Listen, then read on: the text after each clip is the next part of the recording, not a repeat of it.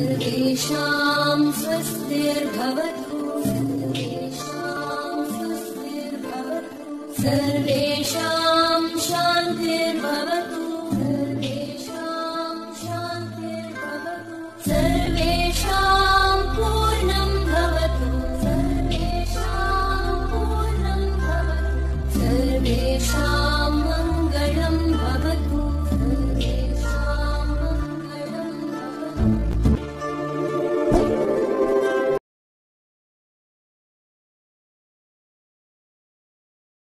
नमस्कार। Online classes में आपका फिर से स्वागत है।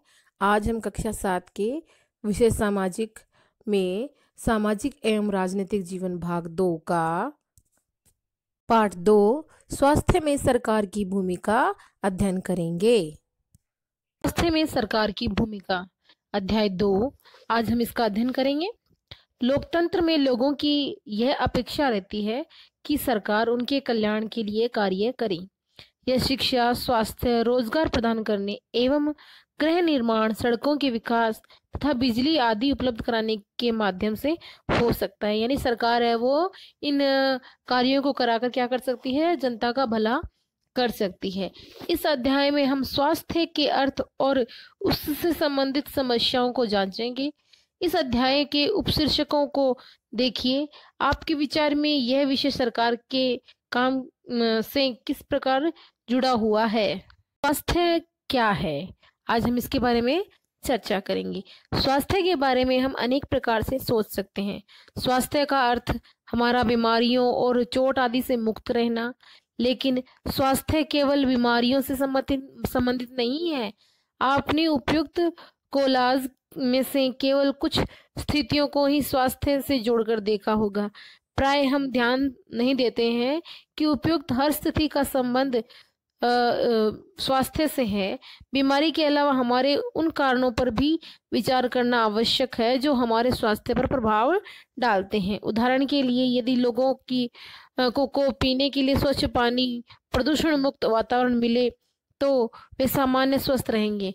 दूसरी ओर, यदि लोगों को भरपेट भोजन न मिले और उन्हें घुटन भरी अवस्था में रहना पड़े तो उन्हें बीमार पड़ने की संभावना अधिक होती है। यानी कि जैसा माहौल होगा वैसे तो व्यक्ति होगा ही। यदि अच्छा खाना खाएगा, अच्छा सोचेगा और अच्छे वातावरण में रहेगा तो वो व्यक्ति अपने आप ही स्वस्थ रहेगा, और उसी के विपरीत यदि दशाएं होगी तो व्यक्ति बीमार जरूर होगा। हम सब चाहते हैं कि हम जो भी कार्य करें चुस्ती और ऊंचे मनोबल के साथ करें। सुस्त और अकर्मण्य रहना, चिंताग्रस्त होना और लंबे समय तक डरे सहमे रहना स्वास्थ्य जीवन के लक्षण नहीं है। अब यह बात आती है, क्या आप इन सभी चित्रों या उनमें से कुछ को स्वास्थ्य से संबंधित समझते हैं? यदि हाँ तो किस प्रकार? समूह में चर्चा करें। ऊपर दिए गए कोलाज से 2 स्थितियां छांटिए जो बीमारी से संबंधित नहीं है। कैसे स्वास्थ्य से संबंधित हो सकती हैं? इस पर 2 वाक्य लिखिए। अब हम जानते हैं अपने भारत में स्वास्थ्य सेवाएं किस प्रकार हैं। आइए भारत में स्वास्थ्य सेवाओं के कुछ पहलुओं पर परीक्षण करें। यहाँ दी गई तालिका में प्रथम तथा द्वितीय स्तंभों में दिखाई गई स्थितियों की तुलना कीजिए। सबसे पहला है, संसार भर में भारत में सर्वाधिक चिकित्सा महाविद्यालय है और यहाँ सबसे अधिक डॉक्टर तैयार किए जाते हैं। लगभग हर वर्ष 15,000 नए डॉक्टर योग्यता प्राप्त करते हैं। पिछले वर्षों में स्वास्थ्य सेवाओं की सुविधा में काफी वृद्धि हुई है। सन 1950 में भारत में केवल 2,1717 अस्पताल ही थे। सन 1991 में 11,174 अस्पताल थे और सन 2000 में यह संख्या बढ़कर 18,218 हो गई है। यानी बड़ा है स्वास्थ्य का आंकड़ा। भारत में के अधिकांश डॉक्टर शहरी क्षेत्रों में बसते हैं। ग्रामवासियों को डॉक्टर तक पहुंचने के लिए लंबी दूरी तय करनी पड़ती है। ग्रामीण क्षेत्रों में जनसंख्या के मुकाबले डॉक्टरों की संख्या काफी कम होती है। वहीं भारत की दूसरी गांवों की स्थिति देखते हैं तो गांव में आपको डॉक्टर बहुत कम मिलेंगे।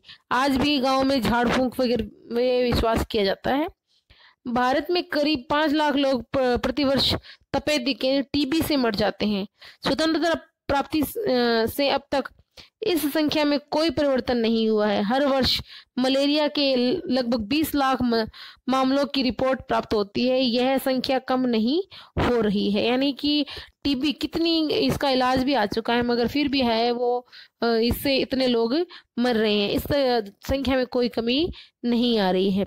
तो ये एक तरफ तो बढ़ता हुआ स्वास्थ्य सेवाओं का आंकड़ा है और दूसरी तरफ जो ग्रामीण क्षेत्र है वहां पर है वो स्वास्थ्य सेवाओं की न के बराबर उपलब्धता क्या दर्शाती है, हमारे जो स्वास्थ्य सेवाओं के स्तर का नीचा दिखा रही है। भारत में विदेशों से बहुत बड़ी संख्या में इलाज कराने हेतु चिकित्सा पर्यटक आते हैं।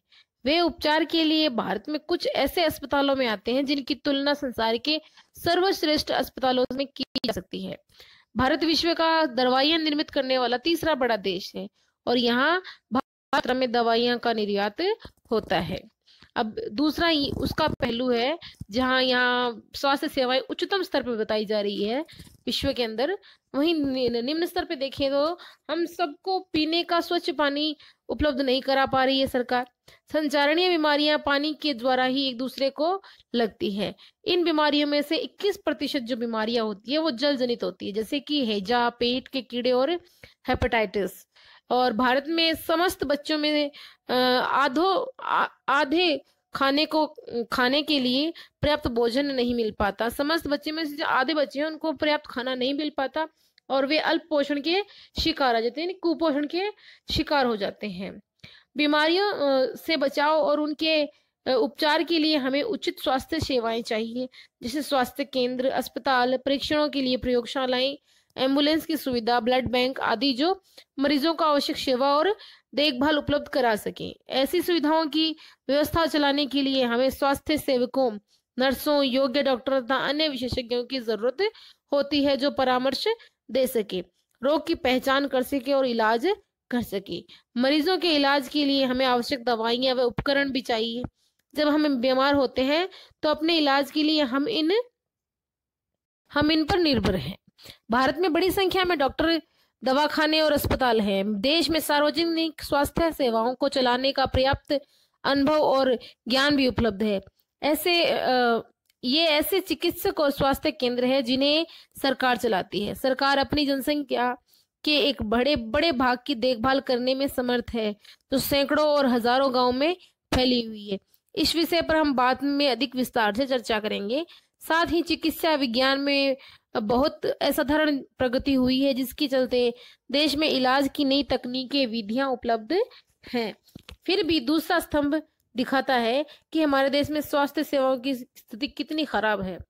हमने पहला जो स्तंभ पढ़ा वो बहुत अच्छा है, मगर दूसरे स्तंभ को पढ़ने से लगता है कि हमारे देश में स्वास्थ्य सेवाएं नाम मात्र की हैं। उपयुक्त सकारात्मक विकास के बाद भी हम जनता को उचित स्वास्थ्य सेवाएं देने में असमर्थ हैं। यह विरोधाभासजनक स्थिति है जो हमारी अपेक्षाओं के विपरीत है। हमारे देश के पास पैसा है, ज्ञान है और अनुभवी व्यक्ति है, फिर भी हम सबको आवश्यक स्वास्थ्य सेवाएं देने में असमर्थ है। हम इस अध्याय में इसके कुछ कारणों को जानेंगे। हाकिम शेख की कहानी। हाकिम शेख पश्चिम बंग खेत मजदूर समिति PBKMS के एक सदस्य थे, जो पश्चिम बंगाल में खेतिहर मजदूरों का एक संगठन है। 1992 में एक शाम वे चलती ट्रेन से गिर गए और उन्हें सिर में गंभीर चोटें आई। उनकी हालत बहुत नाजुक थी और उन्हें तुरंत इलाज की आवश्यकता थी। उन्हें कोलकाता के एक सरकारी अस्पताल में ले जाया गया, लेकिन उन्हें भर्ती करने से मना कर दिया गया क्योंकि वहां कोई बिस्तर खाली नहीं था। दूसरे अस्पताल में आवश्यक सुविधाएं या उनके इलाज के लिए जरूरी विशेषज्ञ नहीं थे।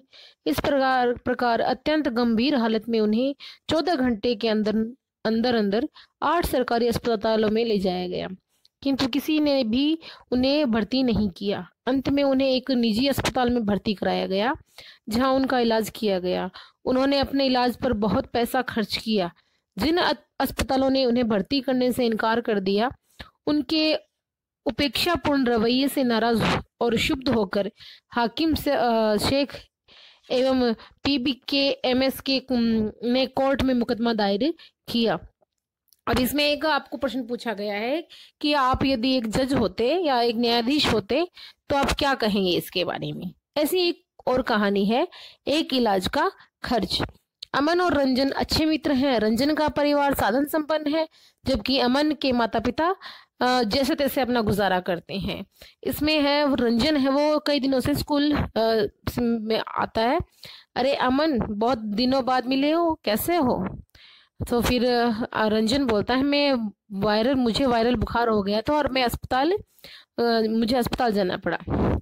अच्छा, मुझे भी बहुत वायरल हुआ था। मैं इसी सोमवार से स्कूल आ रहा हूँ। मेरे डैडी मुझे कस्बे के अस्पताल में किस्बे के नए अस्पताल में डॉक्टर को दिखाने गए। वहाँ बहुत ही अच्छा लगा। अब अस्पताल की बिल्डिंग ऐसी चकाचक दिखती थी कि मुझे लगा कि कोई 5 सितारा होटल है। डैडी कह रहे थे कि यह एक प्राइवेट अस्पताल है और बढ़िया से बढ़िया सुविधाएं भी यहाँ मिलती हैं। यानी रंजन के पिता उसको कहाँ एक बढ़िया से हॉस्पिटल में ले गई। वहीं अमन है वो साधारण घर का है, तो वो साधारण से हॉस्पिटल गया था। रिसेप्शन काउंटर पर ही डैडी को 500 रुपए देने पड़े। डॉक्टर को दिखाने से पहले ही पता है वहाँ बड़ा अच्छा संगीत बज रहा था और सब कुछ कितना साफ सुथरा और जगमगा रहा था। यानी कि जो प्राइवेट हॉस्पिटल है वो कितने साफ सुथरे होते हैं और वहाँ पे पहले से कितनी अच्छी सुविधाएं होती हैं।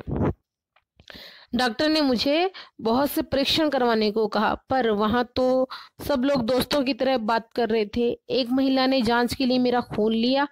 उसने बातों ही बातों में मजाक किया और मुझे दर्द भी नहीं हुआ। अब ये महिला उसका ब्लड ले रही है। क्या तुमने रियलिटी टीवी पर बैटमैन वाला चुटकुला सुना है? इससे बातें करते हुए क्या ले रही है? ब्लड ले रही है। जब सारे परीक्षणों के नतीजे आ गए तब हमें वापस डॉक्टर के पास गए। उन्होंने नतीजों को देखते हुए कहा कि सब कुछ ठीक ठाक है, मुझे सिर्फ वायरल बुखार हुआ है। उन्होंने कुछ दवाइयां लिख दी और आराम करने को कहा। अब यहाँ डॉक्टर की बात हो रही है उनसे। हाँ तो छोटे जनाब, यह गुलाबी गोली दिन में 3 दफा लेनी है। यह सफेद वाली सोने से पहले। यह शरीर के दर्द के लिए है और ये एक सिरप है। घबराओ नहीं, बढ़िया है, बढ़िया स्वाद है इसका। धन्यवाद डॉक्टर साहब, मुझे तो अभी से ही ठीक लगने लगा है। ये है रंजन की स्टोरी, जहाँ एक अच्छे खासे डॉक्टर को दिखाया जाता है और अच्छी खासी फीस भी वसूली जाती है। अब आती है अमन की बारी की। अमन अपना इलाज कैसे करवाता है। तुम्हें यह सारी बातें बताने के लिए कब से मैं तुम्हारा इंतजार कर रहा था। अच्छा, अपनी तो कहो, तुम किस अस्पताल में गए? अब अमन अपनी स्टोरी बताता है। वह तुम्हारे वाले अस्पताल जितना अच्छा तो नहीं था। पहले तो अब्बा मुझे ले ही नहीं जाना चाहते थे, क्योंकि मुझे बहुत समय लगने वाला था इसमें। और सच में कितना ज्यादा समय लगा। हम एक बड़े से सरकारी अस्पताल में गए। हमें ओपीडी काउंटर पर एक ही लंबी लाइन में इंतजार करना पड़ा। मेरी तबीयत इतनी खराब हो रही थी कि मुझे पूरे समय अब्बा के सहारे टिका रहना पड़ा। जब हमारी बारी आई तो डॉक्टर ने मेरी जांच की और खून की जांच कराने के लिए कहा। इसके लिए हमें एक और लंबी लाइन में खड़े होना पड़ा। जहां जांच के लिए खून लिया जा रहा था, वहां भी बहुत भीड़ भड़का हो रहा था। हमें 3 दिन बाद खून की जांच का नतीजा मिला। फिर हम वापस अस्पताल गए। उस दिन वहां कोई दूसरी डॉक्टर बैठी थी। अब वहाँ डॉक्टर साहब है वो दवाइयाँ वगैरह दे रहे हैं। मुझे इसका ओपीडी कार्ड दिखाओ और खून की रिपोर्ट दिखाओ, जल्दी करो, दूसरी डॉक्टर है वो कह रही है।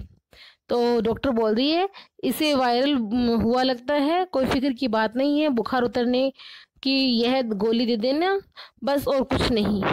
अब दोनों जो मित्र है वो आपस में बात करते हैं और चर्चा करते हैं कि एक मामूली से बुखार के लिए जहां अमन को एक मामूली सी गोली दी गई और वहां रंजन को कितने सारी दवाइयां दी गई थी। तो मेरा अस्पताल था तो बहुत बढ़िया, पर उन्होंने मुझे ज्यादा दवाइयां दे दी और इलाज में ज्यादा खर्च हो गए।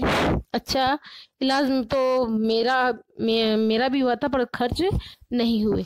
यानी कि इलाज के अंदर प्राइवेट हॉस्पिटल्स के अंदर क्या है, ज्यादा पैसे लिए जाते हैं, वहीं सरकारी अस्पताल में छोटी सी गोली के जरिए वो ठीक हो सकता है। पाठ का आगे का भाग अगले वीडियो में। धन्यवाद।